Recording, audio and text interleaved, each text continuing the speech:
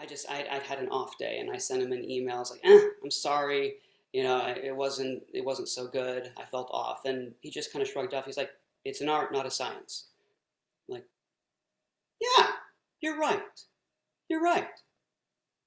That's really stuck with me because I've had a lot of successes and some flops in my career, and it doesn't matter how many credits you have under your belt, you're still going to have off days.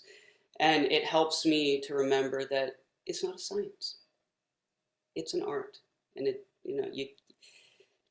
it's okay to just breathe and accept your humanness through it all.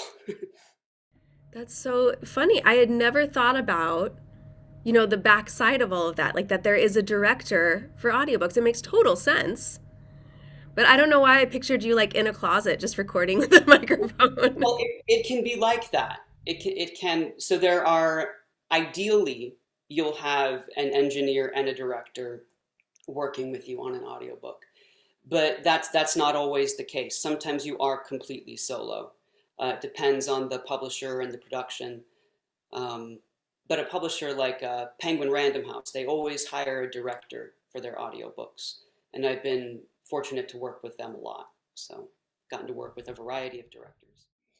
Well, I mean, in voice, it can really run the gamut. I mean, it can be these really short and sweet sessions, like a commercial, like a short animation gig or something like that, where I go in there and I can be loud and silly and energetic and then hop out at the end of, an hour-long session or less.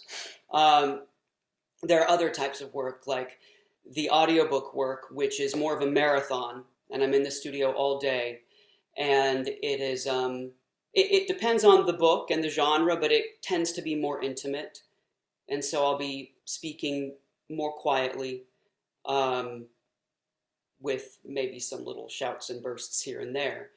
But yeah, I mean that's kind of, those are the two ends of the spectrum. I start now with a really gentle warm up to wake myself up. I've got my straw here, and I'll just go start with something like that, really simple, just to wake up those chords. And then I'll spend a fair amount of time warming up that forward resonance with some hms and my, Michael, mom, that kind of stuff.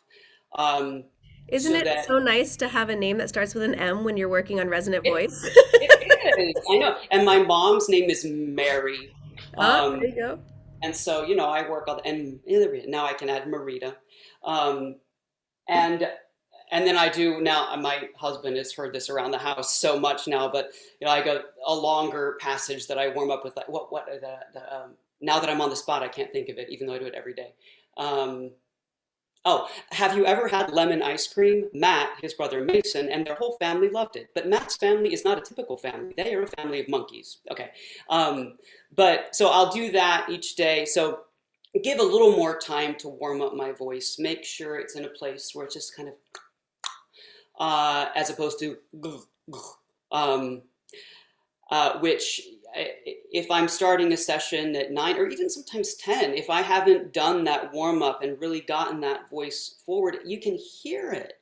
So I don't want that. I want it to sound nice and fresh. I took an audiobook narration course with the guy I mentioned earlier, Paul Rubin, and didn't know if it would be a good fit for me. I just was exploring and wanted to see. A friend had recommended his class. And I took the class. It was met on Tuesdays once a week for 6 weeks. And I was like, oh, I'm into this. I find this fascinating. And it just so happened that I was freelancing with these agents at the time who I'm now signed with. But they sent me an audiobook audition like between weeks 3 and 4 of the class. So I was like, okay, I'm going to apply what I've been learning to this audition. I could record it from home in my booth. I have a booth at home. Um, and I did. And right after the class ended, I found out I got it.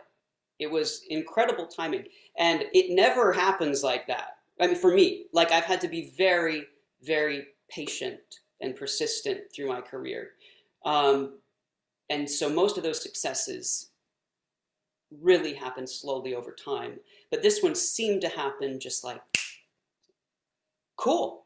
And it ended up, I didn't know at the time, but I would find a home in audiobooks, and it would become the core of what I do. And this was extra, it felt like an extra big break because it was for a major publisher. It was for Random House Audio.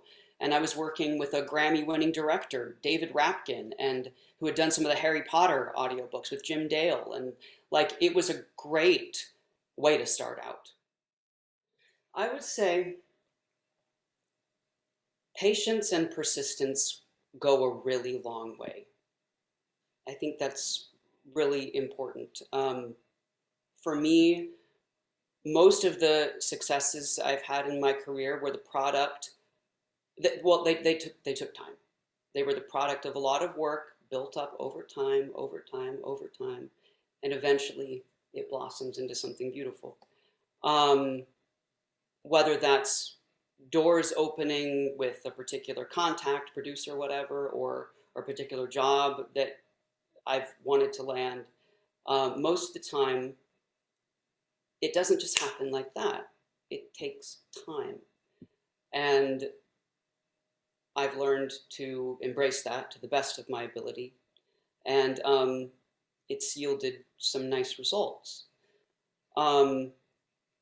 Even the stuff that feels like someday I get an email. It's like, oh my God, this great job just landed in my lap. But it didn't really. It was that offer was actually the product of years of getting good at what I do, years of making connections. And that's why this email just magically appeared in my inbox. It didn't just happen. I have to remind myself.